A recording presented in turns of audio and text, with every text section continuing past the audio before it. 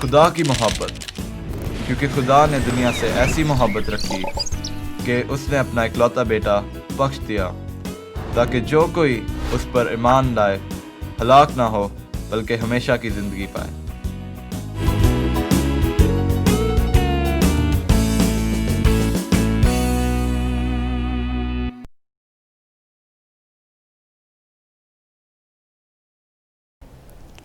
खुदावंद यीशु मसीह के अजीम जलाली और बाबरकत नाम में मैं वायलेट सिसल आप सबको सलाम पेश करती हूँ और प्रोग्राम खुदा ने दुनिया से ऐसी मोहब्बत रखी में आप सबको खुश आमदीद कहती हूँ। नाज़रीन, पौलुस रसूल इब्रानियों के नाम ख़त में यूँ बयान करते हैं, बस जबकि गवाहों का ऐसा बड़ा बादल हमें घेरे हुए है, तो आओ हम भी हर एक बोझ और उस गुनाह को जो हमें आसानी से उलझा लेता है दूर करके उस दौड़ में सब्र से दौड़ें जो हमें दरपेश है, और ईमान के बानी और कामिल करने वाले यीशु को तकते रहें, जिसने उस खुशी के लिए जो उसकी नज़रों के सामने थी शर्मिंदगी की परवाह ना करके सलीब का दुख सहा और खुदा के तख्त के दाहिनी तरफ जा बैठा। आइए नाज़रीन, हम भी अपने ईमान के बानी और कामिल करने वाले यीशु को तकते रहें और मिसरूफ जॉर्डन की खूबसूरत सी आवाज़ में ये गीत सुनें।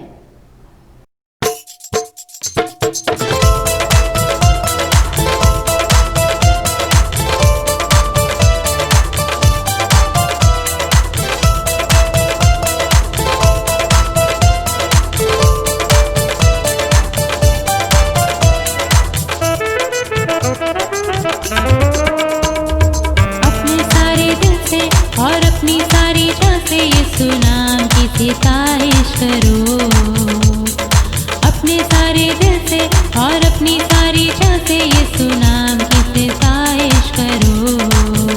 वो यहोवा यारी लश्करों का खुदा, उसके नाम की सिताइश करो अपने सारे दिल से और अपनी सारी जान से यीशु नाम की सिताइश करो।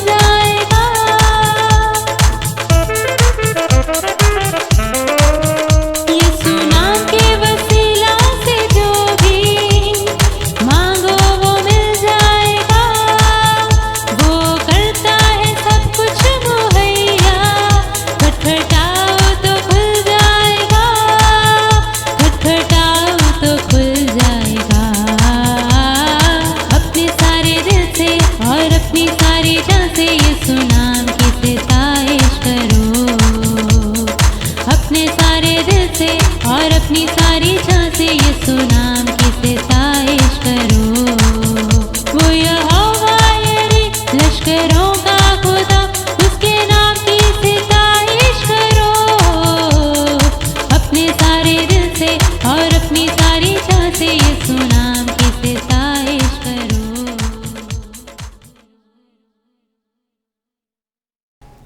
जी नाज़रीन, आपने सुना ये गीत। मैं उम्मीद करती हूँ इस सिताइश के वसीला से आपने बरकत पाई है। और अब वक्त है कि हम चलें अंकल डेविड और पिंकी के पास और उनसे आज की कहानी सुने। आइए चलते हैं। खुदावंद यीशु मसीह के मीठे और प्यारे नाम में पिंकी और अंकल डेविड आप सबको सलाम पेश करते हैं। और आप सबको आज की कहानी में खुश आमदीद कहते हैं। मेरे प्यारे प्यारे और नन्हे मुन्ने नाजरीन, आपको ये कहानियाँ सुनकर कैसा लग रहा है? भाई मुझे तो बहुत ही अच्छा लग रहा है, खुदा के पाक कलाम को सीखते हुए।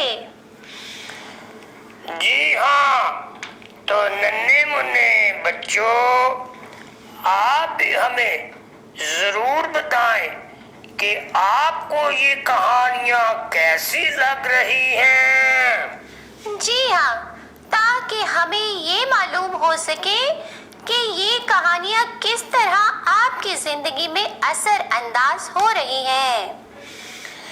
जी हाँ, तो नन्हे मुन्ने साथियों, हमें जरूर कॉल कीजिए या हमें मैसेजेस कीजिए। अंकल डेविड, हमारी आज की कहानी का क्या नाम है? पिंकी बेटा, हमारी आज की कहानी का नाम है खुदावंद यीशु मसीह की अदालत में पेशी। अदालत में पेशी? अंकल डेविड, क्या किया था खुदावंद यीशु मसीह ने कि उसे अदालत में पेश होना पड़ा? पिंकी बेटा, यही तो खास बात है कि उसने कुछ भी नहीं किया था, तो भी उसे अदालत के लिए ले जाया गया।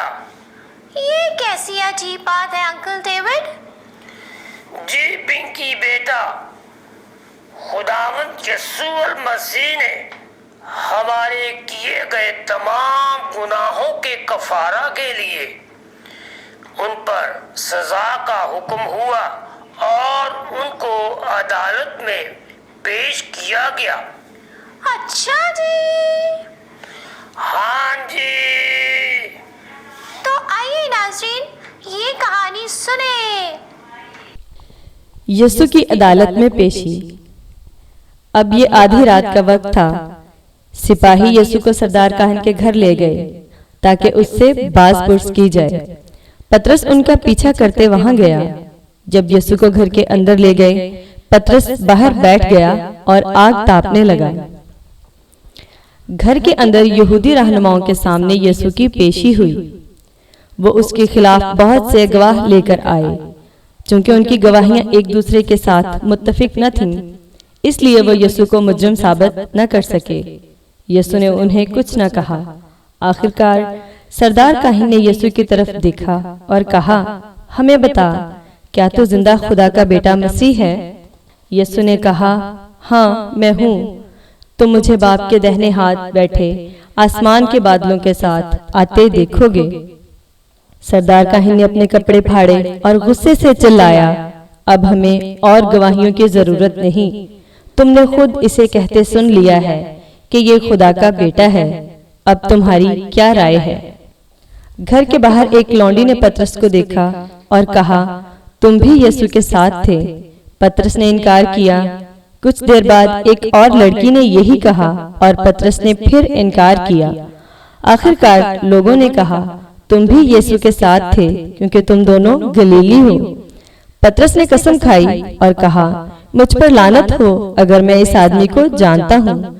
तभी मुर्ग ने बांग दी और यीशु ने मुड़कर पतरस की तरफ देखा। पतरस वहां से भागा और जार जार रोया। इसी दौरान जब उसके पकड़वाने वाले यहूदा ने ये देखा कि उसे मुजरिम ठहराया गया, तो वो गम से भर गया और चला गया और अपने आप को फांसी दे दी। अगली सुबह वो यीशु को रूमी गवर्नर पिलातुस के पास ले गए, इस उम्मीद के साथ कि वो उसे मारेगा। पिलातुस ने उससे पूछा, क्या तू यहूदियों का बादशाह है? यीशु ने जवाब दिया, तू आप कहता है, लेकिन मेरी बादशाही इस दुनिया की नहीं। अगर ऐसा होता तो मेरे शागिर्द मेरे लिए लड़ते, लेकिन मैं दुनिया में आया कि हक पर गवाही दूं। जो कोई हकानी है मेरी आवाज सुनता है। यीशु से बात कर लेने के बाद पिलातुस बाहर लोगों के हजूम के पास गया और कहा, मैं इसमें कुछ जुर्म नहीं पाता। लेकिन यहूदी रहनुमा और लोगों का हजूम चिल्लाया, इसे सलीब दो। पिलातुस ने जवाब दिया, ये मुजरिम नहीं है। लेकिन वो और भी चिल्लाए। तब पिलातुस ने तीसरी मर्तबा कहा, ये मुजरिम नहीं है। लेकिन पिलातुस खौफजदा हो गया कि बगावत शुरू हो जाएगी, इसलिए उसने यीशु को उनके हवाला कर दिया कि मसलूब हो। सिपाहियों ने उसे कोड़े लगाए, शाही पोशाक पहनाई और कांटों से बना हुआ ताज उसके सर पर रखा और उसे ठट्ठों में उड़ाया और कहा, देखो यहूदियों का बादशाह। नाज़रीन, आपने कहानी सुनी। मैं उम्मीद करती हूँ कि खुदावंद यीशु मसीह की कुर्बानी की अज़मत को आपने जान लिया है। जी हाँ, हमें जरूर बताइए कि आपने इससे क्या नई बात सीखी है। और अब अगले हफ्ते तक के लिए हमें इजाजत दीजिए। खुदा हाफिज। जी नाज़रीन, आपने कहानी देखी और सुनी। मैं उम्मीद करती हूँ कि इसके वसीला से आपने खुदावंद का कलाम सीखा है। और अब वक्त है कि हम डॉक्टर मार्टिन लूथर की मुख्तसर कैटेकिज़्म के वसीला से भी खुदावंद का कलाम सीखें। हमारा आज का मज़मून है 7वां हुक्म, तू चोरी ना करना। हम आज इसमें मज़ीद सीखेंगे कि खुदा हमसे क्या करने की तवक्का रखता है, 7वां हुक्म किस तरह हमारे लिए आईने का काम करता है और 7वां हुक्म किस तरह हमारे लिए रहनुमा असूल का काम देता है। आइए सीखते हैं। खुदावंद यीशु मसीह के मुबारक और जलाली नाम में आप सबकी सलामती हो। आज हम खुदावंद के कलाम में से सीखेंगे 7वें हुक्म के बारे में, और 7वां हुक्म है तो चोरी ना करना। और आज का हमारा सवाल है 7वां हुक्म किस तरह हमारे लिए आईने का काम करता है। और इसके बारे में जानने के लिए हम बाइबल मुकद्दस में से हवाला जात का मुतालिया करेंगे। पैदाइश 25 बाब 29 से 33 आयत। याकूब ने असऊ से फायदा हासिल किया कि वो अपना पहलौठे का हक याकूब के हाथ बेच दे। याकूब दूसरा बाब 14वीं आयत से 17 आयत। जरूरतमंद की मदद ना करना गुनाह है। दूसरा कुरिन्थियों 9 बाब 7वीं आयत। जिस कदर हर एक ने अपने दिल में ठहराया है उसी कदर दे, ना दरेक करके और ना लाचारी से, क्योंकि खुदा खुशी से देने वाले को अजीज रखता है। कुलसियों 3 बाब 5वीं आयत। मुर्दा करो उन अज़ा को जो जमीन पर हैं, बुरी ख्वाहिश और लालच को जो बुत प्रस्ती के बराबर है। हमने सीखा 7वां हुक्म हम पर हमारे गुनाह ज़ाहिर करता है, क्योंकि हम अपने माल से हमेशा खुश नहीं होते या उनको ऐसे इस्तेमाल नहीं करते जैसे खुदा चाहता है। और मज़ीद जानेंगे यीशु ने किस तरह 7वें हुक्म के ख़िलाफ़ हमें हमारे गुनाहों से रहाई बख्शी। और इसके बारे में जानने के लिए हम बाइबल मुकद्दस में से हवाला जात का मुतालिया करेंगे। दूसरा कुरिन्थियों 8 बाब 9वीं आयत। लेकिन होशियार रहो, ऐसा न हो कि तुम्हारी ये आज़ादी कमज़ोरों के लिए ठोकर का बायस हो जाए। रोमियो 5 बाब 19वीं आयत। क्योंकि जिस तरह एक ही शख्स की नाफरमानी से बहुत से लोग गुनहगार ठहरे, उसी तरह एक की फरमाबरदारी से बहुत से लोग रास्तबाज ठहरेंगे। यीशु ने 7वें हुक्म पर कामिल तौर पर अमल करके हमें बचाया। और मज़ीद जानेंगे खुदावंद के कलाम में से। गलतियों 3 बाब 13वीं आयत। मसीह जो हमारे लिए लानती बना, उसने हमें मोल लेकर शरीयत की लानत से छुड़ाया, क्योंकि लिखा है, जो कोई लकड़ी पर लटकाया गया वो लानती है। हमने खुदावंद के कलाम में से सीखा यीशु ने मरकर हमारे गुनाहों की लानत को हमसे दूर करके हमें निजात बख्शी। और मज़ीद जानेंगे 7वां हुक्म किस तरह हमारे लिए रहनुमा असूल का काम सरंजाम देता है। और इसके बारे में जानने के लिए हम बाइबल मुकद्दस में से हवाला जात का मुतालिया करेंगे। इफिसियों 4 बाब 28वीं आयत। चोरी करने वाला फिर चोरी ना करे, बल्कि अच्छा पेशा इख्तियार करके हाथों से मेहनत करे, ताकि मोहताज को देने के लिए उसके पास कुछ हो। इब्रानी 11 बाब 24 आयत से 26वीं आयत। मूसा ने मिस्र के खजानों का मालिक बनने को रद्द कर दिया ताकि वो खुदा के लोगों के साथ मंसूब किया जाए। इब्रानी 13 बाब 15वीं और 16वीं आयत। पास यीशु के जरिए हमद की कुर्बानी यानी उन होंठों का फल जो उसके नाम का इकरार करते हैं, खुदा के लिए हर वक्त चढ़ाया करें और भलाई और सखावत करना ना भूलो, इसलिए कि खुदा ऐसी कुर्बानियों से खुश होता है। हमने इस हुक्म में सीखा, 7वां हुक्म हम पर ज़ाहिर करता है कि खुदा चाहता है कि हम उसके माल दौलत के इनाम को ऐसे तरीक़ों से इस्तेमाल करें जो उसको पसंद हैं और उसकी भलाई का शुक्र अदा करें। हमने खुदावंद के कलाम में से पढ़ा, सुना और सीखा। मेरी दुआ है इस कलाम के वसीला से खुदावंद आप सबको बरकत दे। आमीन। नाज़रीन, हम खुदा के शुक्रगुज़ार हैं कि वो हमें मौके फ़राहम करता है कि उसके नाम को इज़्ज़त देना सीखें और उसे मज़ीद बढ़ाने का बायस हो सकें, और ये सब कुछ उसी की कुदरत से मुमकिन है। जैसे कि आपकी दुआ या दरख्वास्तों का जवाब देना। जब आप सब लोग अपने मुख्तलिफ़ किस्म के मसाइल से रिहाई पाते हैं और मैसेजेस और कॉल करके हमें बताते हैं, तो उस लम्हे हमारे दिल उसकी इलाही ज़ात की शुक्रगुज़ारी से भर जाते हैं, क्योंकि ये किसी भी इंसान से मुमकिन नहीं है। ये वही नामुमकिनात का खुदा ही कर सकता है। और यही बात मैं अपने उन भाइयों और बहनों से कहना चाहती हूँ जो अभी तक अपनी मुख्तलिफ़ किस्म की परेशानियों में मुब्तला हैं।